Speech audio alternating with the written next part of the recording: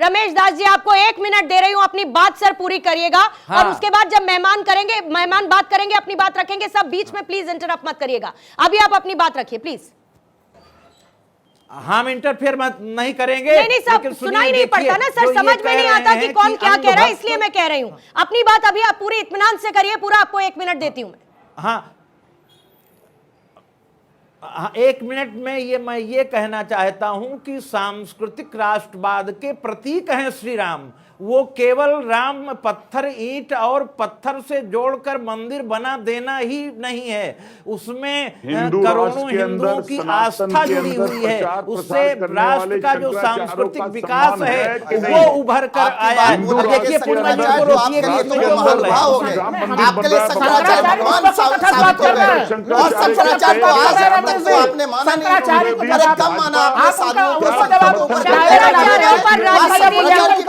शंकराचार्यों पर राजनीति क्यों? राहुल जी आपसे भी कह रही हूँ, चंद्रमोहन जी आपसे भी कह रही हूँ, नहीं शंकराचार्यों पर राजनीति नहीं।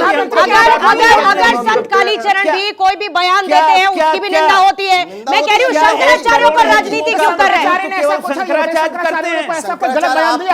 कोई गलत बयान दिया जिसकी आलोचना की जा सके, लेकिन शंकराचार्य को राजनीति में कौन घसीट कर लाया सर? कौन घसीट कर लाया शंकराचार्यों को राजनीति में? कौन बात कर रहा था पहले शंकराचार्यों की? कौन लेकर आया ये बताइए? आप ये बता दीजिए। आपको प्रशंसा करनी चाहिए कांग्रेस शंकराचार्य और सनातन का समर्थन कर रही है।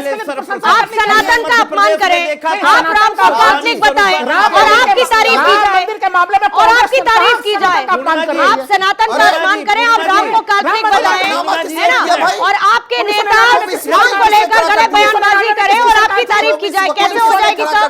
कांग्रेस पार्टी ने एक भी अधिकृत वकील खड़ा नहीं किया। थोड़ा जानकारी कर लीजिए। एक भी वकील खड़ा किया कांग्रेस पार्टी को पक्षकार थी। स्वरूपानंद के जन्मभूमि पर जो है कार्यक्रम हो रहा था, उसमें जो है मध्य प्रदेश के मुख्यमंत्री थे और दौड़ के वो काम कर रहे थे। पूरे मध्य प्रदेश का किसी ने कंटिन्यू किया क्या राहुल लाल जी? अगर होते तो कर देते, उस लेगेसी को किसी ने कंटिन्यू किया क्या? 2014 किसने कंटिन्यू किया जरा बताइए। राम राज्य के सारे लक्षण मिलेंगे, लेकिन 14 से लेकर आप देख लीजिए 2023, अब तो 24 साल या 10 वर्षों में एक राम राज्य के एक लक्षण नहीं मिलता है। राम मंदिर जब बनाने की इनको जिम्मेवारी मिली 22 जनवरी 2024 तक में राम मंदिर का निर्माण पूरा कर देते। 40% मंदिर पूरा हुआ है और उसके ऊपर राम भगवान का श्रेय लेने में लगे हुए हैं। सम्मानी चाहिए। राम राज्य की बात करते हैं, बिल्कुल 2004 से लेके 14 के बीच में क्यों न लिया जाए? दुहाई देते रहते ना। बिल्कुल 1.2% आपकी कितना महंगाई दर थी ना? अंतरराष्ट्रीय आज कितना महंगाई दर है?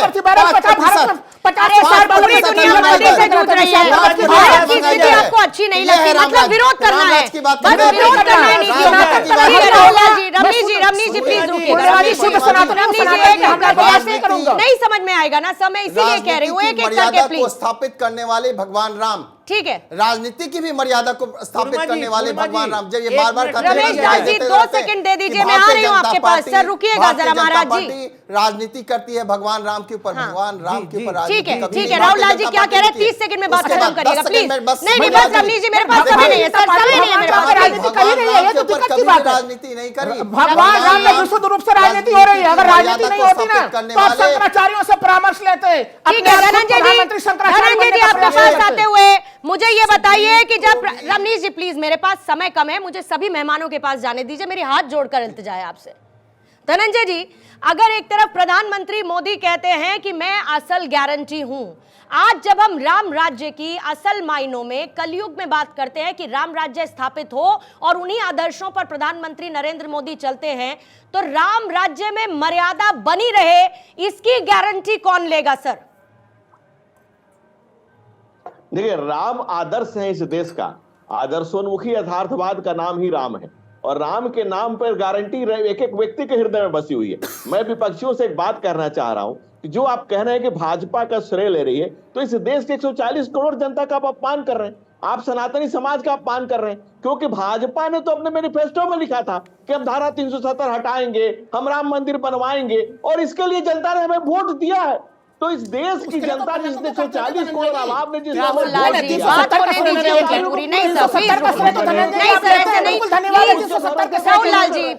अध्यादेश बनता, कोई आप अध्यादेश लाके मंदिर बनाते हैं, बिल्कुल श्रेय मिलता आपको।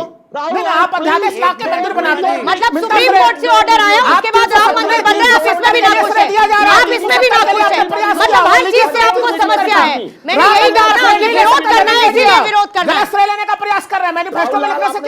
पार्टी के विरोध के नाम पर राम का विरोध करना आपको जायज लगता है? लिखा था आप करते 2014 से लेकर 24 क्यों लग गया? आप अध्यादेश लाते 1993 में ही कांग्रेस अध्यादेश ला रही थी धनंजय जी। अरे क्या बात कर रहे हैं? फंस गए पूरी तरीके से।